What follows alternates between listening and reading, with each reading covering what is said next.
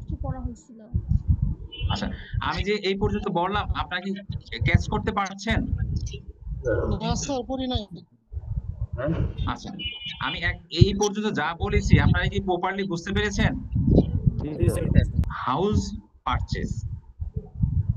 Imagine you are buying a house. You are buying a house. Imagine করতে বলছি। There are certain issues you would want assurance about, particularly whether the house is structurally sound. তার মানে এই sound কিনা সেটা নিয়ে একটা issue আসছে। In this situation, তার মানে there are certain issues you would want to assurance. তার মানে আপনি একটা assurance চাচ্ছেন about particularly whether the house is structurally sound. In this situation, you would be unlikely just to trust the word of the person who was selling the house, but would seek the additional assurance of a qualified professional such as surveyor. একটু চিন্তা করে দেখি, তার মানে আপনি একটা বাড়ি কিনতে চাচ্ছেন, একটা ফ্ল্যাট কিনতে চাচ্ছেন, ফ্ল্যাটটার সাউন্ড কিনা, কোয়ালিটিটা ঠিক আছে কিনা সেটা এনশিওর করার জন্য একটা প্রফেশনাল ফার্মকে আপনি এনগেজ করতে চাচ্ছেন। আপনি রিলাই করতে পারতেছেন না যে বিক্রি করবে সেলার, সে বলতেছে অনেক ভালো, বাট এই তার কথার উপর আপনি রিলাই করতে পারছেন না, তার কথার উপর বেস করে আপনি এটা পারচেজ করতে চাচ্ছেন না।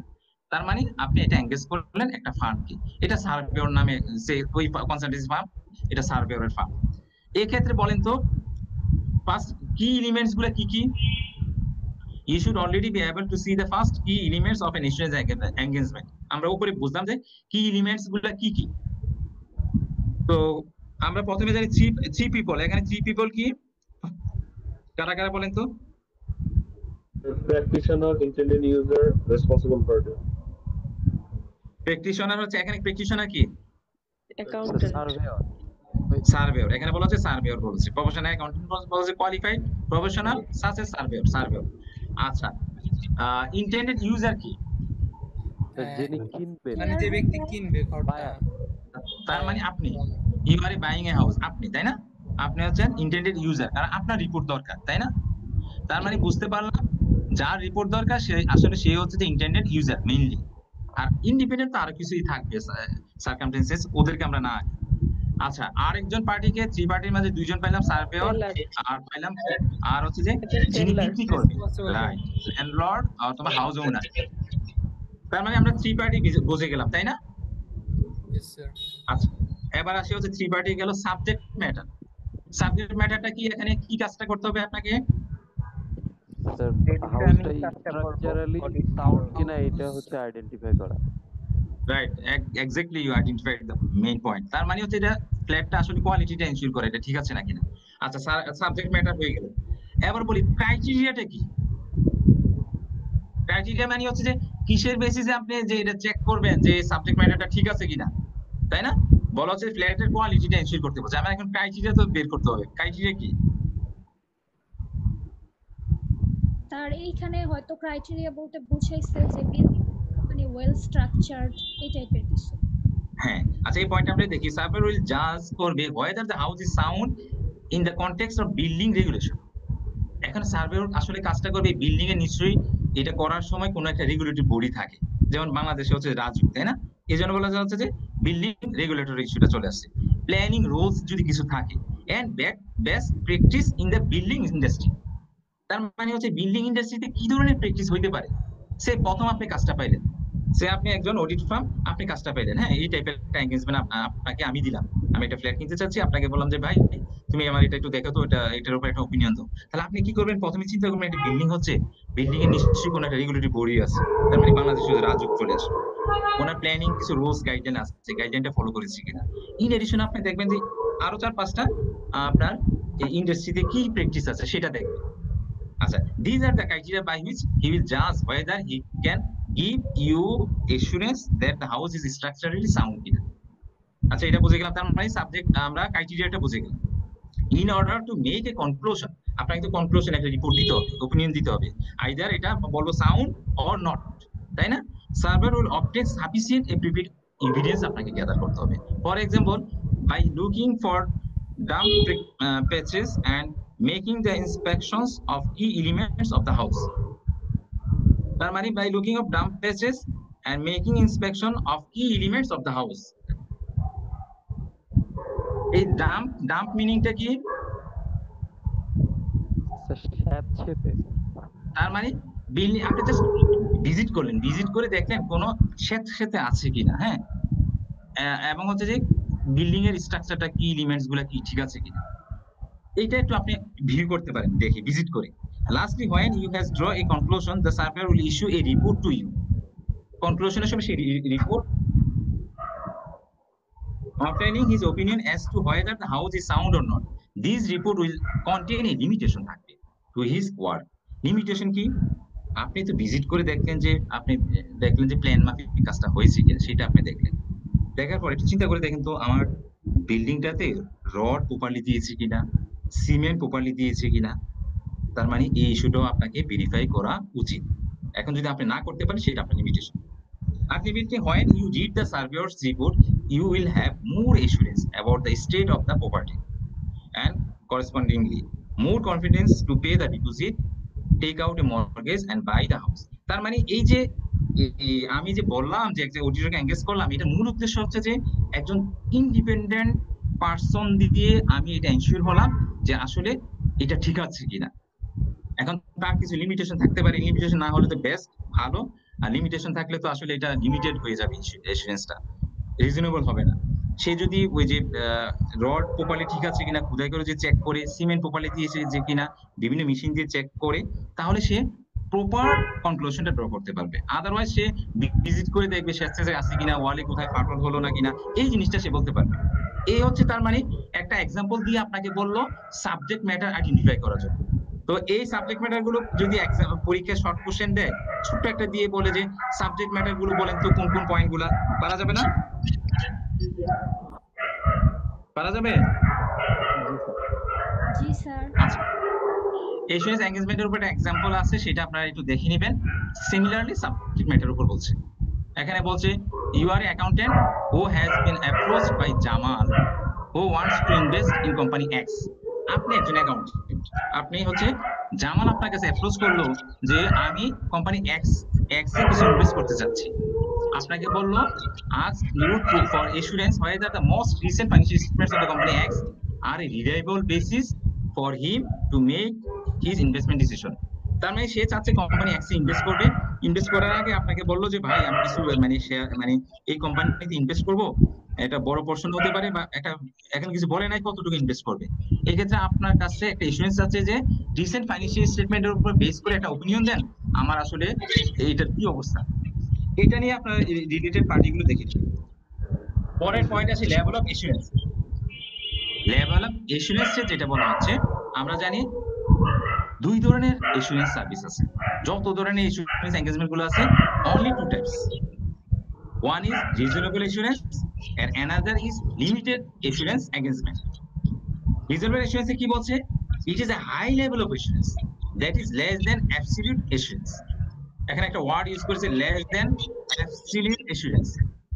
আচ্ছা, বলা হচ্ছে আবার বলা হচ্ছে high level of assurance. The engagement risk has been reduced to an microphone on আছে স্যার, এটার জন্য সাউন্ড আসতেছে। আমাদের আইসিবি কেউ আছে কিনা আমি জানি না। আচ্ছা, এখন মিউট করেছে। আচ্ছা, তার মানে একটা হচ্ছে রিজনেবল এস্যুরেন্স আর একটা হচ্ছে লিমিটেড এস্যুরেন্স। আচ্ছা, এখানে কিন্তু কয়েকটা কোশ্চেন আপনাদের থেকে আসা উচিত। বলেন তো এখানে কি বলছে? Absolute assurance. অ্যাবসলিউট এস্যুরেন্স কি?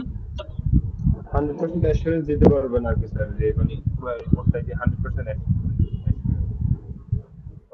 আচ্ছা, আর আচ্ছা আচ্ছা আমি ইন্ডাস্ট্রিতে কিন্তু আসলে অ্যাবসলিউট এস্যুরেন্স কেউ দেয় না, দেয়া সম্ভব দেয় না বলতে কি আসলে it is not possible for N auditor. কেন? কোশ্চেন আসতে পারে কেন? সে আপনি ঢাকা মেকে আসলেন, ঢাকা মেকে ব্যালেন্স শিটে কি কি আছে? অ্যাসেট পাশে যদি আমরা চিন্তা করি, আমার cash and cash equivalent amount আছে। একটা হচ্ছে ক্যাশ গুলা কোথায় থাকে? ভল্টে থাকে আমাদের ব্রাঞ্চের। ইন এডিশন বাংলাদেশ ব্যাংকের থাকে, বিভিন্ন বাংলাদেশ ব্যাংকের যে শিডিউল ব্যাংক যেমন সোনালী ব্যাংক ওইখানে থাকে। আবার হচ্ছে যে আমাদের নষ্ট অ্যাকাউন্ট দেশের বাইরে বিভিন্ন ব্যাংকের সাথে অ্যাকাউন্ট মেনটেন করি, ওই জায়গায় থাকে। এই যে এটা হচ্ছে ক্যাশের ব্যালেন্স আছে ফিক্সড অ্যাসেট। আমার ব্যাংক স্যার যেহেতু নষ্ট সবচেয়ে অ্যাকাউন্টটা একটু বুঝায় বলবেন? আচ্ছা, নষ্ট মিন্স হচ্ছে যে our account maintain with you, মিনিংটা যদি এটা বলি, দ্যাট মিন্স আপনি বাংলাদেশে আছেন, আপনি আপনি কোথায় আছে অ্যাকাউন্ট, আপনি কোন ব্যাংকে অ্যাকাউন্ট মেইনটেইন করেন? কি স্যার শোনা যাচ্ছে? Exim bank. Exim bank. তার মানে আপনি যদি এক্সিম ব্যাংকে রাখেন আর এই এক্সিম ব্যাংকটা যদি ফরেন ব্যাংক হতো, এই ফরেন ব্যাংকটা হচ্ছে যে নষ্ট অ্যাকাউন্ট, আপনার কাছে হচ্ছে যে নষ্ট অ্যাকাউন্ট। আচ্ছা, আপনি তো অ্যাকাউন্ট মেইনটেইন করলেন হচ্ছে যে এক্সিম ব্যাংকে, এক্সিম ব্যাংক আপনাকে ধরবে কি? আপনি হচ্ছে বস্ট, নষ্ট এন্ড বস্ট। That means Dhaka bank foreign bank গুলোর সাথে যে অ্যাকাউন্ট গুলো মেইনটেইন করে সেটাকে বলে নষ্ট। দ্যাট মিনিং হচ্ছে যে the account which maintain with you. এটা কেন প্রয়োজন হয়? ফরেন ট্রানজাকশন করার ক্ষেত্রে এই অ্যাকাউন্ট গুলো মেইনটেইন হয়। কারণ আপনি তো ট্রানজাকশন করবেন ইন্টারন্যাশনাল ট্রানজাকশন, আপনি লোকাল ব্যাংকের সাথে করতেছেন না, করবেন ইন্টারন্যাশনাল ট্রানজাকশন। তার মানে ইন্টারন্যাশনাল ব্যাংকের সাথে আপনার অ্যাকাউন্ট মেইনটেইন করতে হবে। আপনি যদি কাউকে চেক দেন তাহলে এই চেকটা কোন ব্যাংকে ইয়ে করতে হবে, আমার বিডিটি দিলে হবে না, আমাকে দিতে হবে ফরেন কারেন্সিতে চেকটা দিতে হবে। ইউজুয়ালি এগুলো হচ্ছে যে সুইফটের মাধ্যমে হয়, চেক দেয় না। এটা হচ্ছে যে যেমন ফরেন ডিমান্ড ড্রাফট আগে ছিল এরকম, আর হচ্ছে ইন এডিশন সুইফটে আমরা ইনস্ট্রাকশন গুলো দিয়ে দিই, অমুককে এত 1 লাখ ক্রোড় ডলার দিয়ে দেন, এটা ইনস্ট্রাকশন পেলে সে দিয়ে দিচ্ছে। তার মানে হচ্ছে যে ঢাকা ব্যাংক ফরেন ব্যাংকের সাথে যে অ্যাকাউন্ট গুলো মেইনটেইন করে সেটাকে বলা হয় নষ্ট অ্যাকাউন্ট, আর ফরেন ব্যাংক ঢাকা ব্যাংকে কাউন্ট করবে হচ্ছে যে কষ্ট অ্যাকাউন্ট। এটাতে কনফিউশন আছে আর? না স্যার, আর কনফিউশন নেই। আচ্ছা, তার মানে হচ্ছে যে এই যে ব্যাংকের বড় পার্ট হচ্ছে আমার লোনস এন্ড অ্যাডভান্স, বড় পার্ট কি আমার লোনস এন্ড অ্যাডভান্স। আমরা ব্যাংক কাজ করি কি আমানত আনি, সেটা আমার লাইবিলিটি, এটা থেকে আমরা লোনস এন্ড অ্যাডভান্সে ইনভেস্ট করতেছি। আচ্ছা, আপনি অডিটর এসে আপনি কি করতে পারেন, একটা বড় জোর ক্যাশ গুলা যে ব্যালেন্স গুলা এটা যা কাউন্ট করবে তাই পাবেন, তাই না? ক্যাশ, তার মানে এই যে ক্যাশ যে অডিটটা করতেছে সেটা অ্যাবসলিউট হচ্ছে, বাট আপনি যে ফিক্সড অ্যাসেটটা করবেন, লোনস এন্ড অ্যাডভান্স অডিট গুলো করবেন, সেটা কি 100% সম্ভব? এখানে কোনোভাবেই সম্ভব না।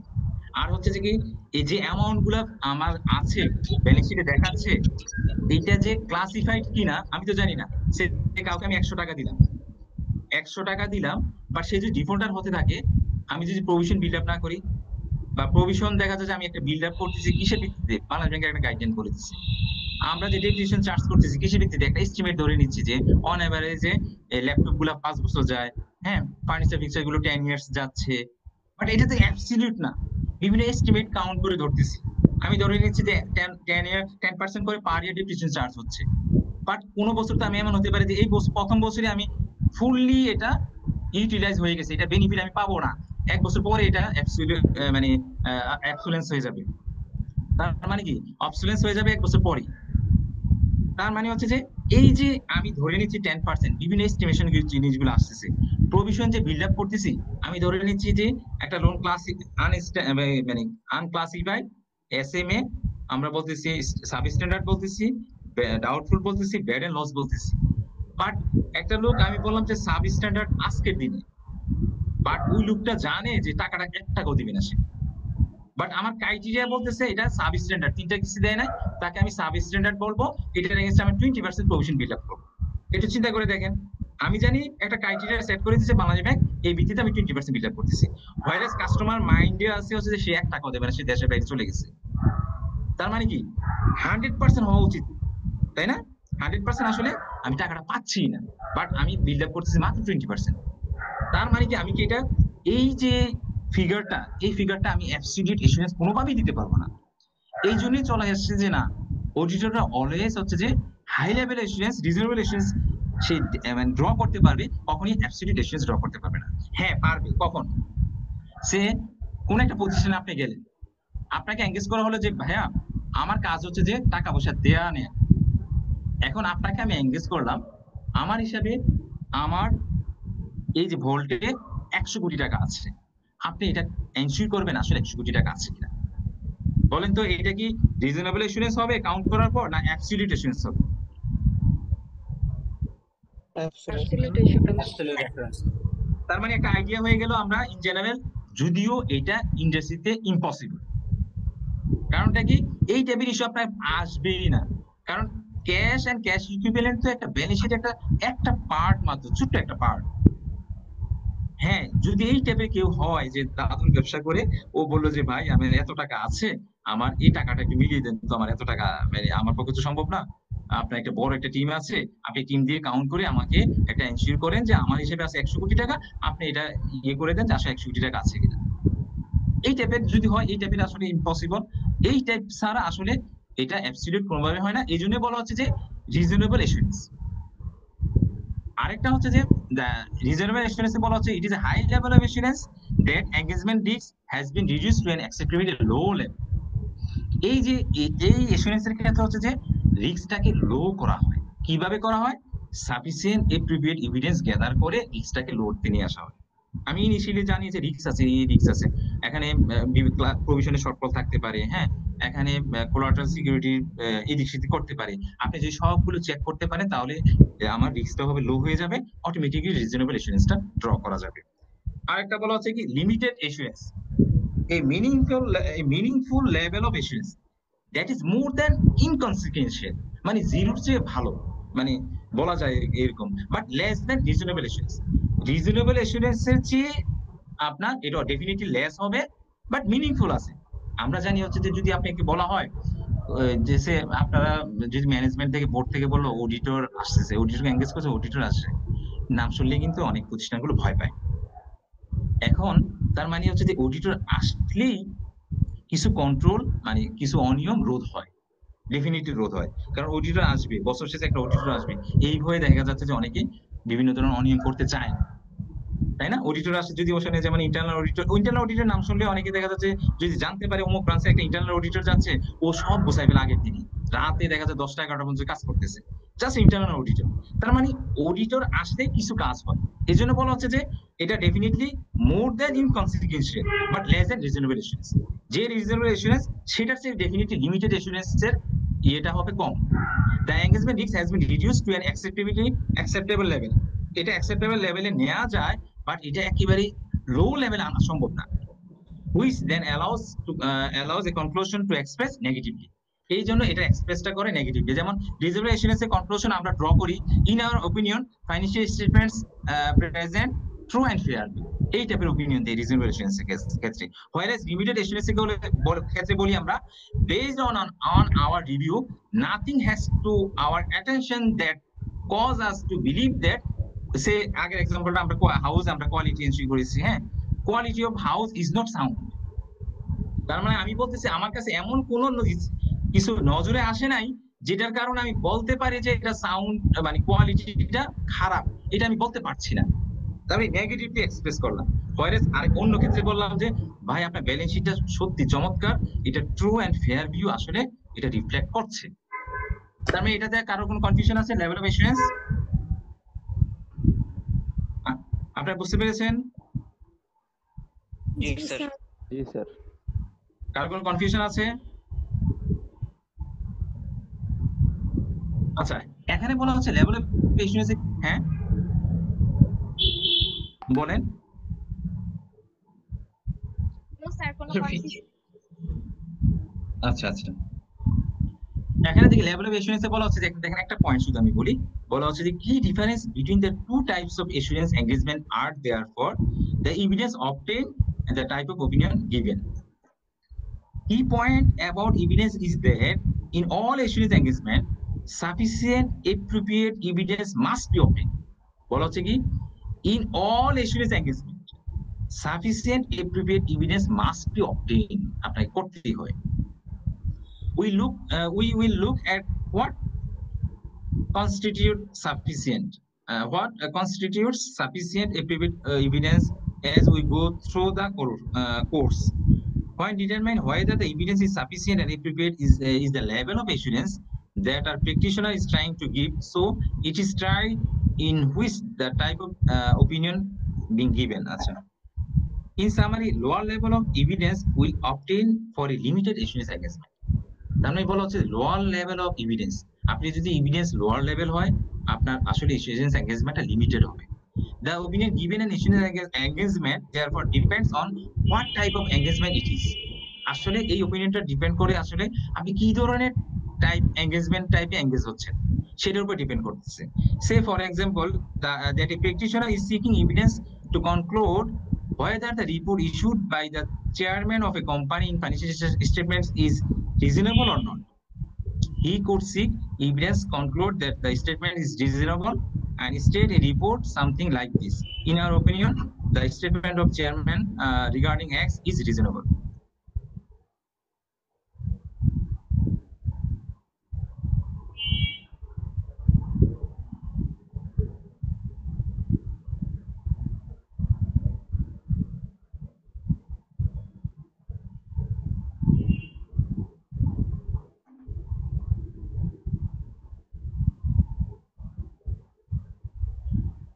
আচ্ছা এখানে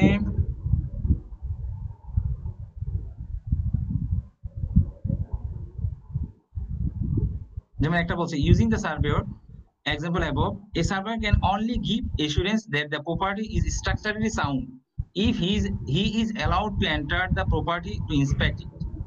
তার মানে সে যদি তার ওই প্রপার্টিটা মানে অ্যালাউ করে ভালোভাবে ইন্সপেক্ট করার জন্য, হ্যাঁ, অডিট করতে পারে, তাহলে সে বলতে পারবে structurally sound. If he is only given access to part of the building he can only give limited assurance. আপনাকে বললো যে কোন একটা পার্ট আপনি শুধু দেখে চলে যান, তাহলে হচ্ছে কি আপনাকে অ্যাক্সেস দিল না, সে এই যে বিল্ডিং এর যে ডিপে কিছু অনিয়ম আছে কিনা, হ্যাঁ, এই ধরনের জিনিসগুলো যদি চেক করতে না দেয় তাহলে এটা লিমিটেড অ্যাসুরেন্স হবে।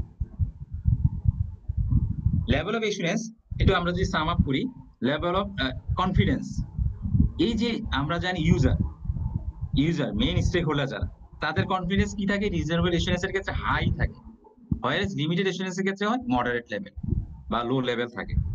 Evidence required extensive detail testing, evidence required হচ্ছে extensive detail testing, sufficient evidence audit evidence এটা থেকে গ্যাদার হয়।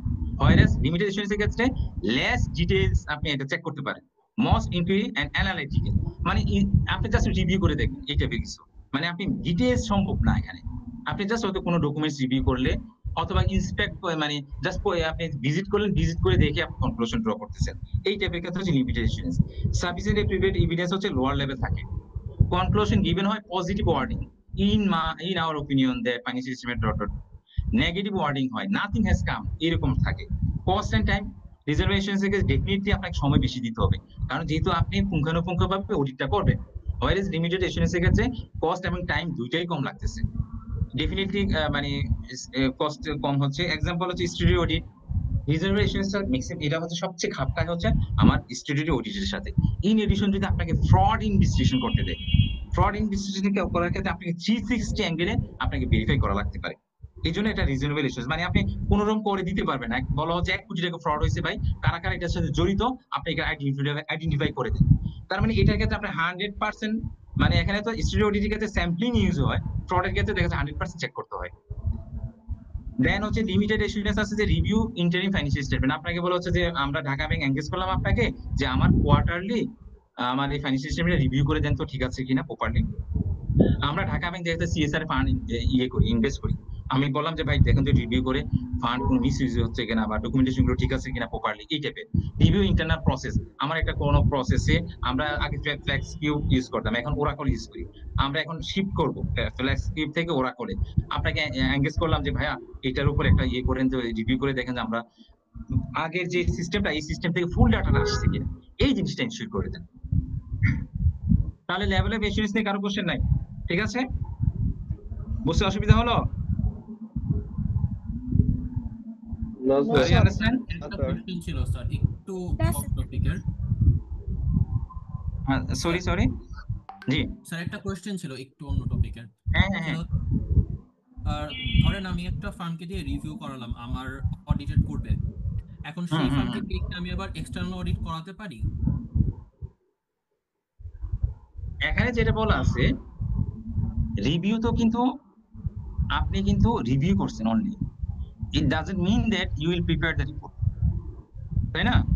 আপনি তো রিপোর্টটা প্রিপেয়ার করেন নাই, রিভিউ করেছেন, এই ক্ষেত্রে করার ক্ষেত্রে বাধা নিষেধ থাকবে না। বাট আপনাকে যদি এখানে বলা হতো যে কম্পিউটার হ্যাঁ ইন্টারেস্ট এখানে থাকে একটা না? এখানে একটা ইন্টারেস্ট থাকে, এই ক্ষেত্রে হচ্ছে যে নরমালি হচ্ছে যে সেলফ রিভিউ থ্রেড বলে একটা কথা আছে, হ্যাঁ, এইটার জন্য হচ্ছে যে নরমালি হচ্ছে যে যেহেতু আমি রিভিউ করছি, অডিটটা হচ্ছে যে আমি না করে আমার পার্টনারকে দিয়ে দেবো যে অডিটটা তুমি করো। কারণ এখানে একটা কন্ট্রাডিক্ট থাকতে পারে, আমি হয়তো রিভিউ করে যেহেতু আমি এটা রিভিউ করেছি, এখন আমি আবার ফাইন্যান্সিয়াল স্টেটমেন্ট অডিট করব, দেখা যাচ্ছে যে রিভিউ পিরিয়ডে যে প্রথম যে 6 মাস, এই পিরিয়ডে একটা বড় ধরনের অনিয়ম ছিল, আমার রিভিউতে ধরা পড়ে নাই, বাট অডিটে ধরা পড়েছে। হ্যাঁ, তাহলে কি হচ্ছে, আমি এখানে হচ্ছে যে কম্প্রোমাইজ করতে পারি, যে আমি রিভিউতে যদি এখন যদি ফাইন্ডিংসটা দেই, ওরা বলবে যে আপনি কি রিভিউ করেছেন, আপনাকে যদি রিভিউর জন্য এঙ্গেজ করেছি। এটা একটা গুড পয়েন্ট। তার মানে হচ্ছে যে রিভিউর ক্ষেত্রেও এক্ষেত্রে এই ইন্টারেস্টটা অ্যাভয়েড করা উচিত। সরি, আমি জাস্ট একটা কল রিসিভ। হ্যালো,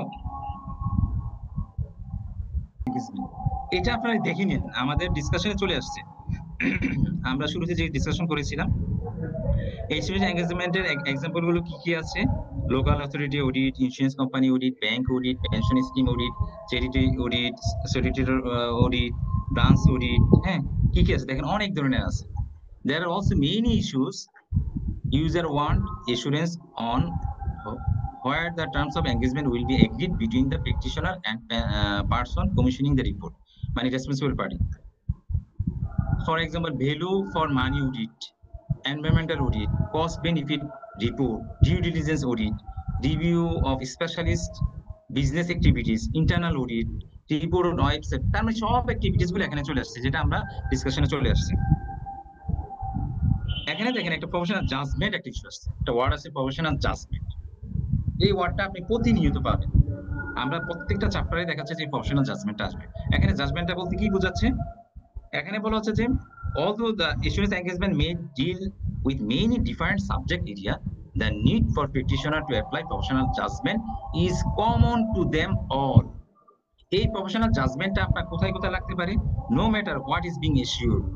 আপনি কিসের উপর অডিট করতেছে সেটা কোনো ম্যাটারই না, auditor must assess the risk, তাকে রিস্ক অ্যাসেস করতে হয়, ডিসাইড করতে হয় হোয়াট এভিডেন্স ইজ সাফিসিয়েন্ট, কোন এভিডেন্সটা আসলে সাফিসিয়েন্ট, ইভ্যালুয়েট করতে হয় ম্যাটেরিয়ালিটি issue from an appropriate conclusion and all things required professional judgment. Professional judgmentটা কি, যেখানে কনফিউশন থাকবে, যেখানে কমপ্লেক্স ইস্যু থাকবে, সেই জায়গায় যে ডিসিশনটা দেওয়া হয় সেটা হচ্ছে প্রফেশনাল জাজমেন্ট। সে আপনি কোথাও আটকা পড়তেছেন, আপনি কার কাছে যাবেন? আপনি যাবেন হচ্ছে আপনার টিম ম্যানেজারের কাছে, বা টিম লাইন ম্যানেজার, বা টিম ম্যানেজার, নর্মালি ম্যানেজারের কাছে যাচ্ছেন, বা টিম লিডের কাছে যাচ্ছেন, ইনিশিয়ালি টিম লিড, তারপর হচ্ছে ম্যানেজারের কাছে যাচ্ছেন কোথাও আটকা পড়লে, দেন তারপরও যখন ম্যানেজারের থেকে কোনো ডিসিশন পাচ্ছেন না, তার যাচ্ছেন কোথায়, আপনি ওই প্রফেশনাল অ্যাকাউন্টেন্টের কাছে, আপনার প্রিন্সিপালের কাছে যাচ্ছেন। এটা নিয়ে কারো কনফিউশন আছে? যেখানে কোনো কমপ্লেক্সিটি অ্যারাইজ করবে, যেটা আইএস এবং আইএফআরএস এ ক্লিয়ার বলা নাই, সেই জায়গায় হচ্ছে যে আপনি এই জাজমেন্টটা, প্রফেশনাল জাজমেন্টটা অ্যাপ্লাই করবেন। সেম আপনি ক্যাশ এন্ড ক্যাশ ইকুইভ্যালেন্ট, আপনি যদি কোনো কনফিউশন হয় যে আমি ক্যাশ এন্ড ক্যাশ ইকুইভ্যালেন্টটা, আমি দেখা যাচ্ছে বলা যে ওরা বলতেছে যে ওদের 10 কোটি টাকা cash and cash equivalent amount আছে, কিন্তু আপনার কাছে কোনো কনফিউশন ক্রিয়েট হলো, আপনি ইনস্ট্যান্ট আপনি এটা ভেরিফাই করতে পারেন যে ঠিক আছে, ইয়ার এন্ড ছিল আমার 31শে ডিসেম্বর, আমি করতেছি অডিট হচ্ছে যে মার্চে, আমি ঠিক আছে এই সময়ে আমি রিভিউ করে দেখি কি অবস্থা। তার মানে এই সময় যদি কোনো ফ্রড থাকে, তার মানে ইন্ডিকেশন হচ্ছে যে তার এই টেন্ডেন্সিটা ছিল, অতীতেও ছিল। প্রফেশনাল জাজমেন্ট নিয়ে কোনো কনফিউশন আছে?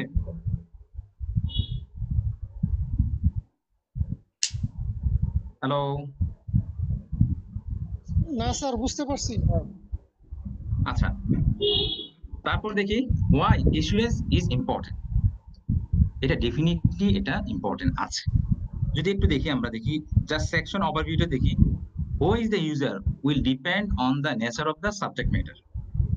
সাবজেক্ট ম্যাটারের উপর ডিপেন্ড করে হচ্ছে যে যারা ইউজার, সেটা ডিপেন্ড করতেছে। User benefit from receiving an independent professional opinion of the subject matter. এই যে সাবজেক্ট ম্যাটারটা, এইটার উপর সবচেয়ে বড় সুবিধা হচ্ছে যে সে, আমাকে যদি বলা হয় ঢাকা ব্যাংকের আপনি তো ফাইন্যান্সে আছেন, আপনার অ্যাকাউন্টস কেমন, আমি অলওয়েজ বলবো যে ভালো, কারণ আপনার কাজটা আপনি সবসময় বলবেন ভালো, খারাপ থাকলেও কিন্তু আপনি বলবেন কি ভালো, তাই না? আমরা এটাই কিন্তু আমাদের প্র্যাকটিস, যে আমি আমার নিজেকে কিভাবে আমি খারাপ বলতে পারি, এটা সহজে অসম্ভব। ম্যানেজমেন্টকে যদি বোর্ড অফ ডিরেক্টরসকে যদি জানানো হয় আপনার এই কোয়ার্টার এন্ডে প্রফিট কেমন হয়েছে, আমি কিন্তু এখানে ম্যানিপুলেট করতে পারি। হ্যাঁ, যে না দেখা যাচ্ছে যদি বলি যে নেগেটিভ, তাহলে দেখা যাচ্ছে খুব বিপদ হবে। হ্যাঁ, অনেক সময় জবে চলে যেতে পারে। আমি হয়তো ওই ভয়ে আমি বললাম যে ভালো, বাট এই ভালোর ওপিনিয়নটা আমার থেকে যদি একটা থার্ড পার্টিকে দেওয়া হয় বা কোনো প্র্যাকটিশনার কাছ থেকে ওপিনিয়ন নিয়ে দেওয়া হয়, definitely it will be best, and due to they are independent মানে অডিটর। তার মানে এটা কি আমরা মেইন বেনিফিট হচ্ছে আমাদের, তারা হচ্ছে ইন্ডিপেন্ডেন্ট এবং প্রফেশনাল ওপিনিয়ন দিচ্ছে অন দ্য সাবজেক্ট ম্যাটার উপরে, মানে এটা ইন্ডিপেন্ডেন্ট থার্ড পার্টি দিচ্ছে। User may also benefit from additional confidence in the subject matter given to others. এই যে এডিশনাল আবার বেনিফিট হয়, আপনি ডিরেক্টলি হচ্ছে যে থার্ড পার্টির একটা ওপিনিয়ন হচ্ছে সেটা, আর আমি যখন বুঝতেছি যে অডিটর আসতেছে, আমি কি করতেছি ইন এডিশন হচ্ছে যে আমার বিভিন্ন অনিয়মগুলো চেষ্টা করি এটা ঠিক করে ফেলার জন্য। Existence of an assurance service may prevent error or fraud occurring in the first place. Existence of an assurance serviceের existence may prevent করে, এই যে assurance যে সার্ভিসটা দেওয়া হয় এটার কারণে কি হয়, may prevent করে, may এখানে বলে নাই যে মাস্ট, may prevent করতে পারে, এররটাকে প্রিভেন্ট করতে পারে, অথবা ফ্রড হওয়ার সম্ভাবনা আছে সেটাকে প্রিভেন্ট করতে পারে occurring in the first place. এই কনফিউশনটা কি কারো আছে কিনা এটা বুঝতে? এসুরেন্স এনগেজমেন্ট কেন important? No sir, no problem. তার মানে এসুরেন্স এনগেজমেন্ট আপনারা জাস্ট এটা রিভিউ পড়লে, কোথাও আটকা পড়লে নেক্সট সেশনে আমাকে বলবেন। ইউজারের ক্ষেত্রে আছে বেনিফিট অফ এসুরেন্স, এগুলো আছে, এটা একটু দেখবেন। হোয়াই এসুরেন্স এনগেজমেন্ট, এটা আছে, এটা এখানে একটা পয়েন্ট দেখেন, there are growing public perception that this is an important area and stakeholders are unlikely to associate with business that could damage their reputation. Public the perception আছে, this is the most important area and stakeholder কি করে, they are unlikely to associate with business that could damage their reputation. Say Dhaka bank চাইলে যাকে তাকে loan দিবে না। দেখা যাচ্ছে যে মদের বিজনেস করে ওকে চাইলেই দিবে না, কারণ এটা রিপুটেশনাল ইস্যু। বা একটা কোনো ফ্রডস্টার, ডেফিনেটলি দেখা যাচ্ছে একটা পাবলিক ফিগার, উনি আসলেই হচ্ছে যে একটা মানে ব্যাড পাবলিক ফিগার, ওনাকে চাইলে উনি যদি ব্যাংক থেকে আসে তাহলে দিবে না, কারণ এটা রিপুটেশনাল ইস্যু। যদি শুনে যে ঢাকা ব্যাংক এত কোটি টাকা একটা পজিশনকে দিয়েছে যে ফ্রডের সাথে জড়িত, হ্যাঁ ডেফিনেটলি এটা ইম্প্যাক্ট করবে। আরেকটা বলা হচ্ছে যে corporate responsibility and sustainability report provide insurance for stakeholders that is published, informed, is reliable and accurate. এই দুইটা ওয়ার্ড দেখেন, corporate responsibility and sustainability report. এই যে প্রত্যেকটা ব্যাংক, প্রত্যেকটা কোম্পানি একটা অনুসারে হচ্ছে যে এই যে গুড কর্পোরেট গভর্নেন্স, এটা একটা অডিট হয়, কর্পোরেট গভর্নেন্স রিপোর্ট একটা হয়, এখানে এই কর্পোরেট গভর্নেন্স ইস্যুগুলো আসে। এটা নিয়ে আমরা একটু ডিটেইলস পরে বলবো, corporate responsibility and sustainability report নিয়ে আমরা পরে ডিসকাশন করব। Why can assurance never be absolute?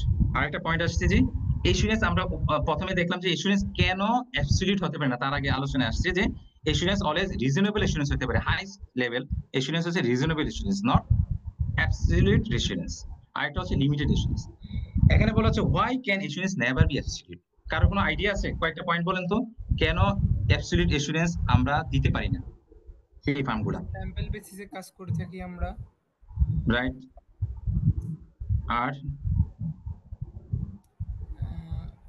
সব তথ্য নিয়ে কাজ করা যায় না, এটা রিলায়েবল নাও হইতে পারে, মানে টাইম কনজিউমিং এবং কস্টলি হয়ে থাকে যদি আমরা অ্যাবসলিউট অ্যাসুরেন্স দিতে চাই। সবকিছু পারফেক্টলি ভেরিফাই করা পসিবল না। রাইট।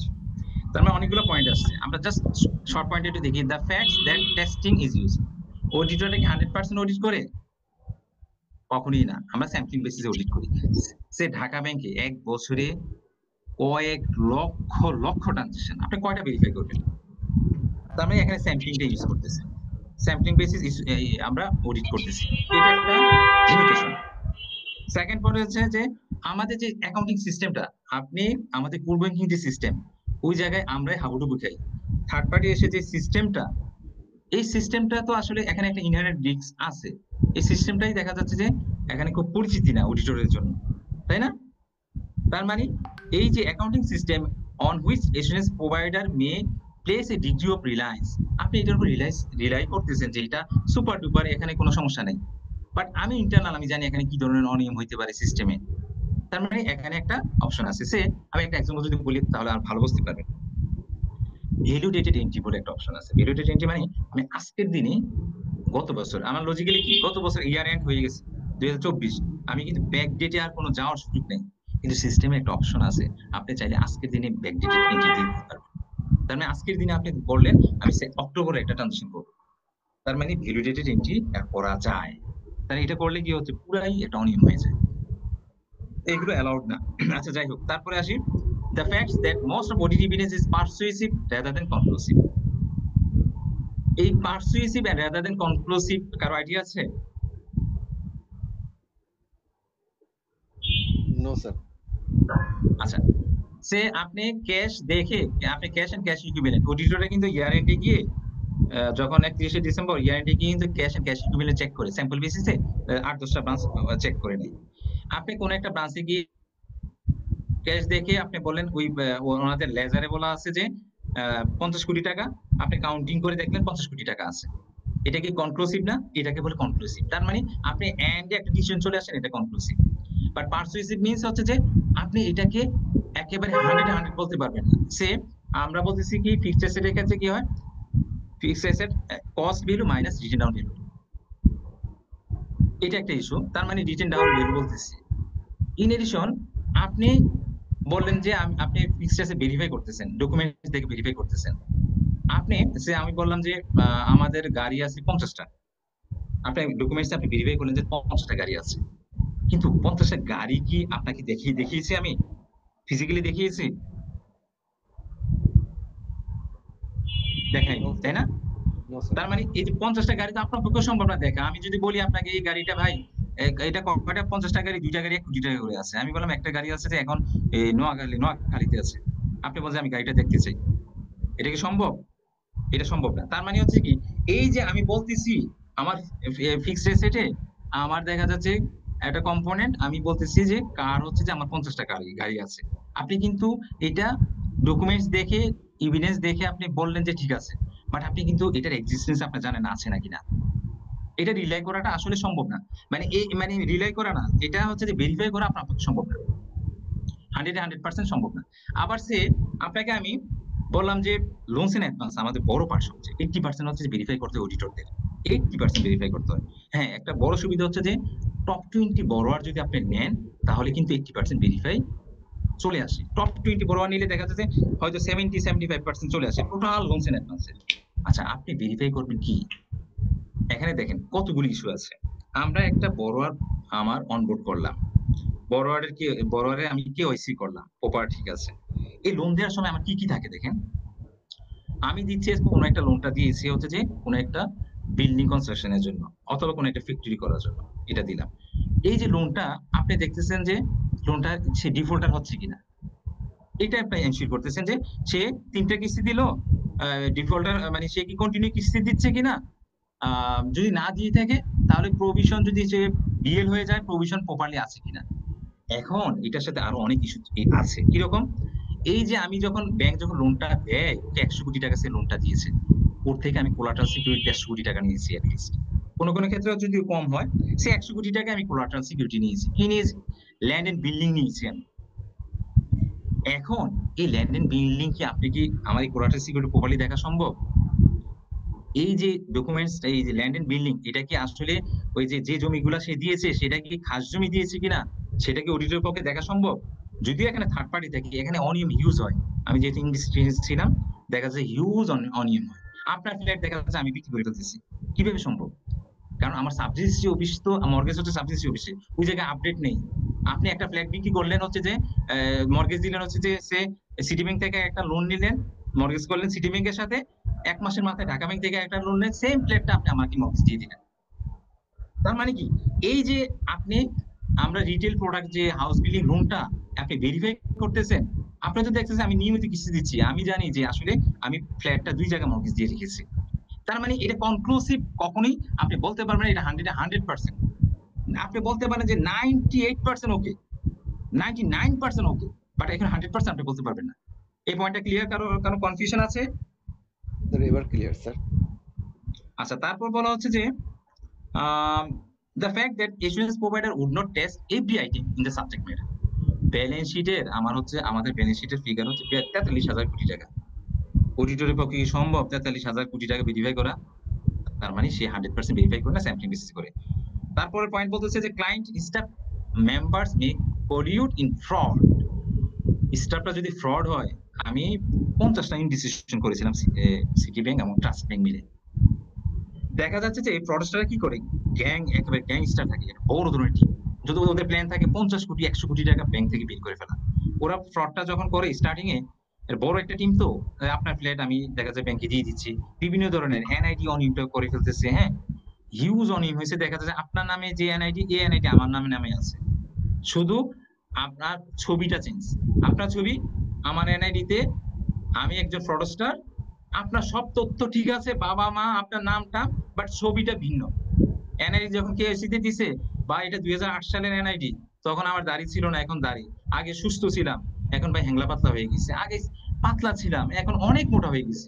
এনআইডির সাথে ছবি আপনি কিভাবে মিলবে? এই ধরনের ইস্যু রেজ করে। তার মানে হচ্ছে যে এই ধরনের ফ্রড গুলো এমপিইউ জড়িত থাকতে পারে। এই ফ্রড গুলো আসলে অডিটরের পক্ষে সম্ভব না। আমি আমার লাইফে আমি যখন একটা ব্রাঞ্চে আমি সরাসরি একটা ফ্রড পেয়েছিলাম, কোন একটা ব্রাঞ্চে অডিট করতে গিয়ে হঠাৎ করে চলে গেছি অডিট করার জন্য, গিয়ে একটা ভোল্টে কাউন্ট করে 33 লাখ টাকা শর্টকাট পেয়েছি। এটার জন্য দেখা যায় ওই ম্যানেজারের জব চলে গেছে। আমার 11 বছর ক্যারিয়ারে একটা ফ্রড ইন্টারনাল অডিটর, আর এক্সটার্নাল অডিটর তো অনেক দূরের বিষয়। আমি ঘরের লোক ফ্রড ধরতে পারি না, এক্সটার্নাল অডিটর কিভাবে ফ্রড ধরবে? এবার পরে কিন্তু আসছে যে ব্যাংকগুলা 100% যেন অডিটররা ফ্রড এনশিওর করে যে ফ্রড আছে নাকি না। ভাই 5 বছরের ফ্রড তো হয়ে আছে, এখনো ধরাই যায় নাই, কারণ ওই ফ্রডস্টারটা প্ল্যানিং হচ্ছে 500 কোটি ব্যাংক থেকে বের করবে।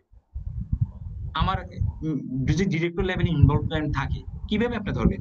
ডিরেক্টর লেভেলে থাকতে পারে, আমি এমপি লেভেলে থাকতে পারে, আমার থাকতে পারে হচ্ছে যে কি বলে, আমার হচ্ছে কাস্টমার লেভেল ফ্রড থাকতে পারে। So tough.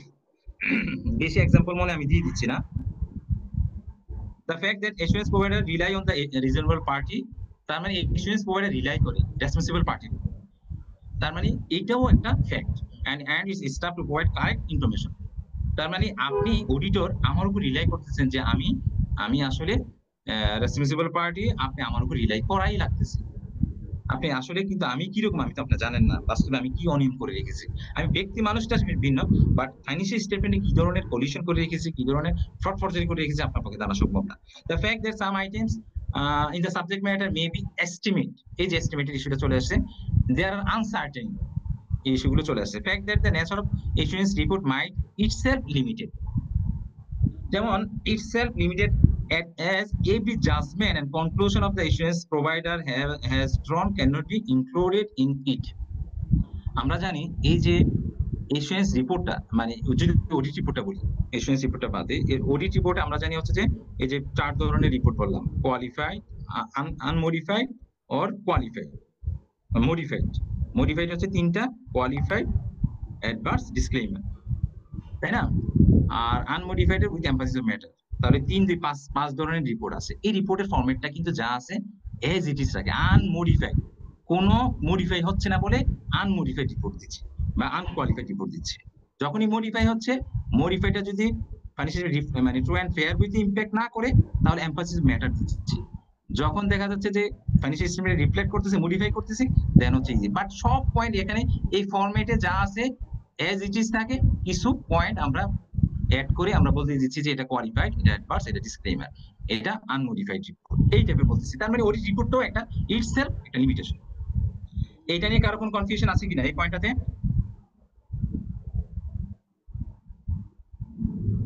সবাই কি আছে?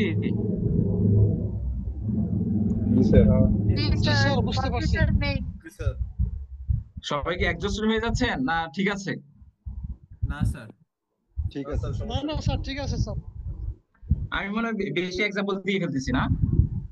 স্যার না, এটা আমাদের না স্যার, এক্সাম্পল দেওয়াতে আরো ভালো বোঝা স্যার যাচ্ছে। ভালো বুঝতেছি। ওকে, থ্যাংক ইউ। আচ্ছা, এক্সপেকটেশন গ্যাপ। আচ্ছা, হ্যাঁ আমরা, আচ্ছা আপনাদের তো নেক্সট সেশন বলতে 9টায় না? জি স্যার। জি স্যার, 9টার সময় স্যার। আমরা তাহলে 8টা 50-এ ছেড়ে দিই না আজকের জন্য? জি স্যার। তাহলে আজকের জন্য ছেড়ে দিই। নেক্সট আমরা একটু কুইকলি যাব, যেন আমাদের যেহেতু চ্যাপ্টার গুলো শেষ করতে হবে। হ্যাঁ, আচ্ছা, আমরা আসি এক্সপেকটেশন গ্যাপ কাদের বিটুইন, এই এক্সপেকটেশন গ্যাপটা কাদের,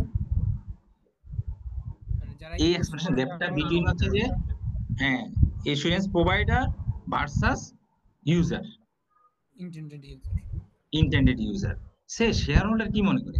আপনি দেখেন যে কেউ যারা সি প্রফেশন সম্পর্কে আইডিয়া নাই বা সি ফার্ম সম্পর্কে আইডিয়া নাই বা সি সম্পর্কে আইডিয়া নাই, তাদেরকে গিয়ে বলেন ভাই অডিট হয়েছে, ভাই অডিট হচ্ছে, ও বলবে যে তাহলে তো 100% সব মানে কোনো কিছুই কোনো ফ্রড থাকবে না ভাই, সব অডিট সব ডিটেক্ট করে ফেলবে। ওদের কনসেপ্ট হচ্ছে ইউজারের ইন্টেন্ডেড ইউজার হচ্ছে যে অডিট মিন্স হচ্ছে যে অল অনিয়ম হচ্ছে যে আপনি আইডেন্টিফাই করেছেন। Is it possible? রিয়েলি এটা পসিবল না, কারণ ওদের কনসেপ্ট হচ্ছে যে ইউজাররা সবসময় ভাবে যে অডিট হয়ে গেছে, ওকে ঠিক আছে, একটা থার্ড পার্টি ইন্ডিপেন্ডেন্ট ওপিনিয়ন দিচ্ছে, এটা ট্রু, এটা ডেফিনেটলি ভালো, বাট ইন্টেন্ডেড ইউজারের কনসেপ্ট হচ্ছে ভাই অডিট হয়েছে মানে সব ঠিক। এখন যখন কোন একটা অনিয়ম পরবর্তীতে বের হয় তখন আঙ্গুল তুলে বলে যে অডিটর কি করেছে, তাই না? দেখেন এই যে রিসেন্টলি যে ব্যাংক অডিট গুলা 18টা ব্যাংক সমস্যা পড়লো, বা এই যে 5টা ব্যাংক মার্জ হতে যাচ্ছে, হ্যাঁ, এই যে এখন সবাই কি বলতেছে যে অডিটর কি করেছে। ভাই অডিটর কি করবে? অডিটর হচ্ছে কি, এখানে আপনারা তো এখনো মানে আরো অনেক ইস্যু আছে, এগুলো ডিসকাশন করার সময় নেই। এখানে অনেক ধরনের লিমিটেশন আছে, বলা হচ্ছে না আসলে আইন হচ্ছে যে আমি বলতেছি এই যে ক্লাসিফিকেশন করতেছি, এই লোন অ্যাডভান্স এগুলো ক্লাসিফিকেশন করতেছি, করলে কি হয়, আমি যখন ক্লাসিফাইড করলে হচ্ছে যে প্রভিশন প্রপারলি বিল্ড আপ করা লাগে। প্রভিশন বিল্ড আপ করলে আপনার প্রফিটটা কমে যাচ্ছে, যত প্রভিশন বিল্ড আপ করবে প্রফিট এন্ড লসে হিট করলে আপনার প্রফিট কমে যাচ্ছে। ব্যাংকগুলো অলওয়েজ চাই প্রফিটটাকে ম্যাক্সিমাইজ করতে, not only bank but also all company try করেছে যে তার প্রফিটটাকে কিভাবে ম্যাক্সিমাইজ করা যায়। দেখা যাচ্ছে যে কিছু কিছু পজিশন ইয়ার এন্ডে কি করে অনিয়ম করে দেখা যায় সেলস দেখাচ্ছে, ফ্রড সেল, মানে দেখা যায় নতুন করে সেল দেখা যায় যে 100 কোটি টাকা সেল করেছি, পরে আসলে সেল হয় নাই, 1 তারিখে কি রিভার্স দিয়ে দিচ্ছে, ইয়ার এন্ডে কি করলো তার প্রফিটটাকে বাড়াই ফেললো। এখন এই যে এত ফ্রড হচ্ছে, অডিটর কয়টা ফ্রড আইডেন্টিফাই করবে? এখানে বলা হচ্ছে যে আইনের একটা ইস্যু ছিল, আইনের ইস্যু ছিল হচ্ছে যে কাউকে ক্লাসিফাইড করতে গেলে ওই যে স্টে অর্ডার নিয়ে আসতো, বড় বড় ডিফল্টাররা দেখা যায় 500 কোটি টাকা নিয়েছে, ও ক্লাসিফাইড টাকা দিচ্ছে না, ও কি করলো একটা স্টে অর্ডার নিয়ে আসলো, স্টে অর্ডারে বলা থাকে আমাকে ক্লাসিফাইড করা যাবে না। এখন ক্লাসিফাইড না করা গেলে কি ইমপ্যাক্ট হচ্ছে এটা চিন্তা করে দেখেন তো। আমাকে বাংলাদেশ ব্যাংক বলছে বিআরপিটি সার্কুলার অনুসারে যদি ক্লাসিফাইড হয় তাহলে আপনি 20, 50, 100% প্রভিশন বিল্ড আপ করবেন। হোয়ারেজ ওই লোক কোনো টাকাই দেয় না, হয়তো ডিএফসি ডাউটফুল হলো, তাহলে 50% প্রভিশন বিল্ড আপ করার কথা। 500 কোটি 50% আপনি বসতেছেন, সে ওই কোলাটারাল সিকিউরিটির কোনো ভ্যালু নাই, 500 কোটি 50% 250 কোটি প্রভিশন বিল্ড আপ করতে হবে। এখন সে যখন স্টে অর্ডারটা নিয়ে আসলো, তাই এই 250 কোটি টাকার আমি প্রভিশন বিল্ড আপ করতে পারতেছি না, আমার কিন্তু ও BRP circular say classified, but stay অর্ডারের কারণে যদি ক্লাসিফাইড হতো 250 কোটি আমি প্রভিশন বিল্ড আপ করতাম, বাট হোয়ারেজ স্টে অর্ডারের কারণে আমি প্রভিশন বিল্ড আপ করতে পারতেছি না। এই ইস্যুগুলো হচ্ছে যে এই লাস্ট 15-16 বছরে এইভাবে চলে আসছে, বিভিন্ন জায়ান্ট দেখা যাচ্ছে অনিয়ম করে গেছে আর বিভিন্ন স্টে অর্ডার নিয়ে আসছে। এখন যখন ওরা চলে গেছে ডেফিনিটলি এখন বাংলাদেশ ব্যাংকও ফাইন্ড আউট করতেছে, রেজ করতেছে এই অনিয়মগুলো। আবার কি হচ্ছে যে অডিটরও ঠিক আছে এখন ভালোভাবে বাংলাদেশ ব্যাংকও যেমন রেজ করতেছে, আমরাও অডিটরও ধরছি, যার কারণে অ্যাকচুয়াল ফিগারটা চলে আসতেছে, রিফ্লেকশনটা চলে আসতেছে। আরেকটা বিষয় হচ্ছে যে পুরা স্ট্রাকচার যখন পুরা ইন্ডাস্ট্রি যখন মানে অনিয়মে ডুবে থাকে সেখানে অডিটর ফাংশন গুলো কাজ করে না, এটা হচ্ছে ট্রু একটা ইস্যু। আচ্ছা, এক্সপ্রেশন গ্যাপ হচ্ছে যে তার মানে কি বললেন, স্টে অর্ডার যখন নিয়ে আসে, হ্যাঁ স্টে অর্ডারে থাকে যে স্টে অর্ডারে বলা থাকে যে আপনাকে ক্লাসিফাইড করা যাবে না, যখন ক্লাসিফাইড করা যাবে না আপনাকে ডিফল্টার হিসেবে কাউন্ট করা যাবে না, হ্যাঁ আপনার সিআইবি তে ক্লাসিফাইড দেখানো যাবে না। এন্ড আপনাকে যখন আমি ডিফল্টার হিসেবে কাউন্ট করতেছি না সিআইবি তে, আপনি লোনের কিস্তি দিতে পারতেছেন না, তারপর আপনাকে আমি এই লোনটা ক্লাসিফাইড করে প্রভিশন বিল্ড আপ করতে পারতেছি না। কারণ যদি আইএফআরএস 9 কিন্তু এখনো ইমপ্লিমেন্ট হয় নাই, আইএফআরএস 9 2027 সাল থেকে ইমপ্লিমেন্ট হতো, যদি আইএফআরএস 9 ইমপ্লিমেন্ট হতো আমার বাংলাদেশ ব্যাংকের সার্কুলার কি বলছে না বলছে সেটা দেখবো না, আমি দেখবো হচ্ছে যে receivable or loans and advance এই ফিগার যদি রিকভারেবল না হয় তাহলে এটাকে আমি ক্লাসিফাইড করে 100% প্রভিশন বিল্ড করবো। 500 কোটি টাকা আমি বলবো অ্যাজ পার আইফআরএস 9 অনুসারে এই ব্যক্তি টাকা দেওয়ার সামর্থ্য নাই, সে পুরো টাকাটাই দেশের বাইরে পাচার করে দিচ্ছে, সে কোনো কিস্তি টাকা দিচ্ছে না, 100% প্রভিশন বিল্ড করবো আইফআরএস 9 অনুসারে। বাট যেহেতু আইফআরএস 9 ইমপ্লিমেন্ট হচ্ছে না, আমি করতেছি বাংলাদেশ ব্যাংকের সার্কুলার, আবার স্টে অর্ডার নিয়ে আসছে কোর্ট যখন নিয়ে আসছে সার্কুলার তো এখানে হয়ে যাচ্ছে। এই হচ্ছে যে ফ্যাক্ট। আচ্ছা, তার মানে এক্সপ্রেশন গ্যাপ বলতেছে ইস্যুয়েন্স প্রোভাইডার আন্ডারস্ট্যান্ড, আমরা যারা ইস্যুয়েন্স প্রোভাইডার, যে আপনারা যারা সিএ ফার্মে এনগেজ আছেন, আপনারা বুঝতেছেন আসলে অডিটর কিভাবে ফাংশনটা করতেছে, whereas the user of the information believes he is doing।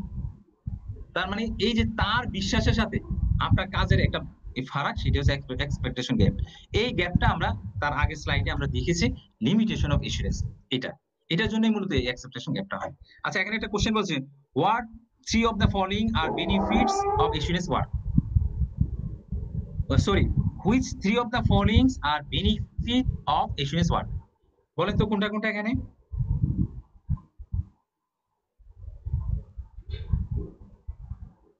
কে বলেন, শুনছেন? Sir an independent following opinion A B sir E হচ্ছে sir E E A B A B আর ই হতে পারে স্যার। A B E. আচ্ছা, বাকি দুইটা কেন হবে না?